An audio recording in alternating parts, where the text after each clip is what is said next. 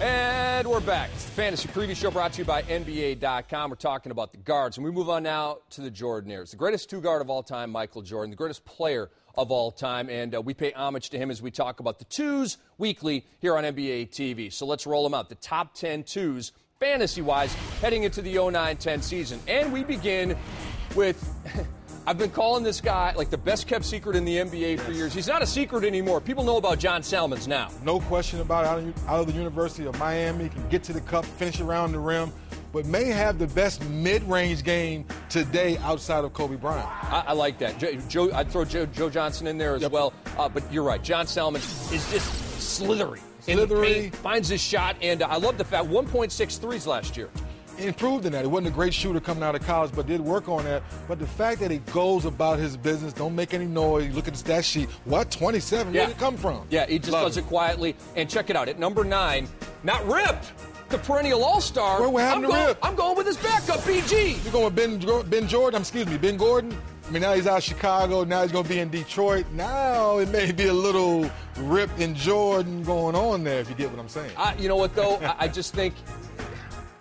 I don't think Rip's going to have that good of a year. I'm just going to say it right now. I love Rip the man. He's a great guy.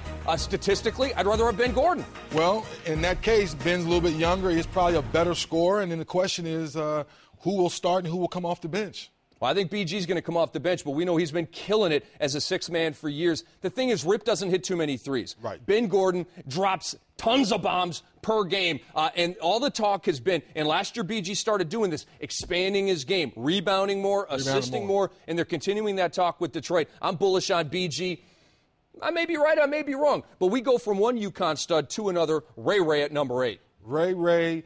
You broke my record. I still love you, and you're still the prettiest stroke in the game today, hands down, and I don't mind taking the backseat to Jesus Shuttlesworth. Ray Allen was probably the best Celtic for the full year last year. Yeah. Paul Pierce towards the end really started cranking it up, but Ray Allen, look at that jam right there. Ray still got the hops. 18 PPG last year, 2.5 threes per game, and squeaky clean percentages. He's a very, very solid fantasy player. And being around KG, and now they have Rasheed Wallace, now he's going to play better defense, so he'll get some of them steals up too. And check this out. Ray Allen, in a contract year, he needs another good one, baby. So that means cha-ching. Yeah, that's what that means. Hey, he's going to get paid. Hopefully he gets, come on, Boston, show him the money. Man, you want to chip with him? He wants to stay there, finish his career in green? Come on, make it happen. All right, let's move on to number 7.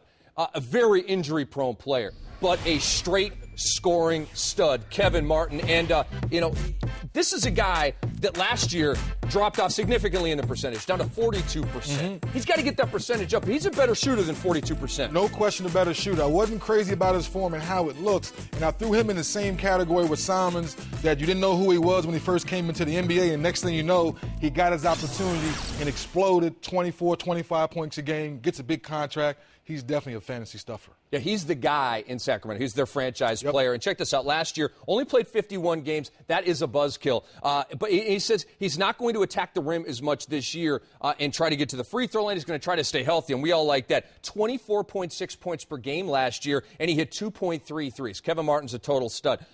Now, we come to number 6, and this guy's a future Hall of Famer, Vince Carter. Some of you out there may be thinking, they got too many mouths to feed in Orlando. Here's the deal.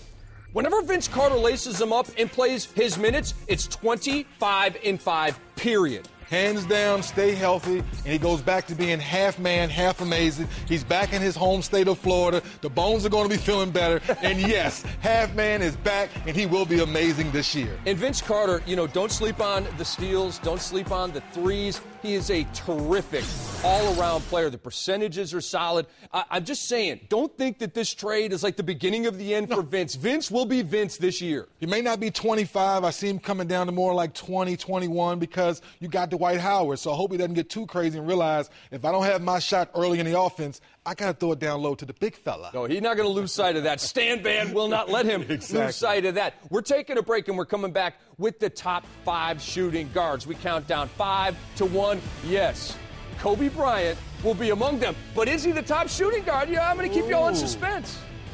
Don't move. Don't leave. Actually, he's not the top shooting guard.